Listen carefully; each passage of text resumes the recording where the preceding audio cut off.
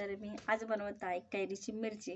खूप चविष्ट आणि खूप छान कमी साहित्यामध्ये मी आज कैरीची मिरची बनवणार आहे। तर ती मी कशी बनवते ते आज आपण पाहूया। तर चला। नमस्कार, चारूच कुकिंगमध्ये तुम्हा सर्वांचे खूप खूप स्वागत आहे। तर मी आज बनवत आहे चविष्ट अशी कैरीची मिरची। तर बाजरीची भाकर आणि कैरीची मिरची खाण्यासाठी खूप भारी लागते, खूप चवीला लागते। तर आता आम्ही सध्या गावाला आहोत, तर आम्ही इथे रोज बनवून खातो। तर म्हणलं तुमच्यासोबत मी कैरीची मिरची कशी बनवते ते मला शेअर करूया। तर त्यासाठी मी इथे एक कैरी पूर्ण घेत आहे। तर कैरीचा जो वरचा भाग असतो तो पूर्ण असा काढून घ्यायचा व्यवस्थित। तर मी कट करून घेतलेला आहे। तेथे जो वरती चीक दिसत आहे तुम्ही पाहू शकता, जो वरती चीक आलेला आहे तो आपल्याला पुसून घ्यायचा आहे। त्यानंतर मी पुसून घेतलेला आहे। त्यानंतर याचे मी काप करून घेतलेले आहेत कैरीचे। त्यानंतर इथे मी लसूण आणि हिरवी मिरची घेत आहे। तर लसणाची मी साल काढलेली नाही आहे, तर मी सालीसकट लसूण वापरत आहे।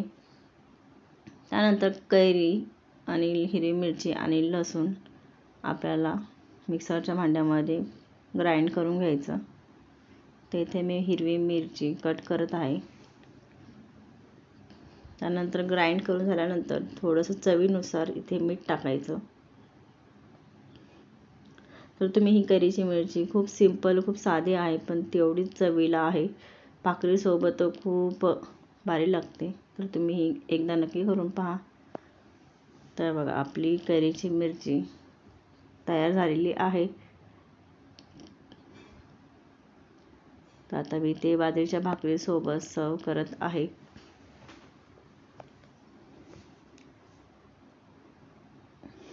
कैरीची मिरची, बाजरीची भाकर आणि त्याबरोबर खाण्यासाठी फोडलेला कांदा हे खूप भारी लागतं खायला।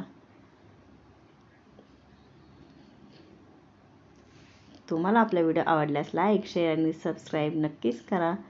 खूप खूप धन्यवाद सर्वांना। श्री स्वामी समर्थ।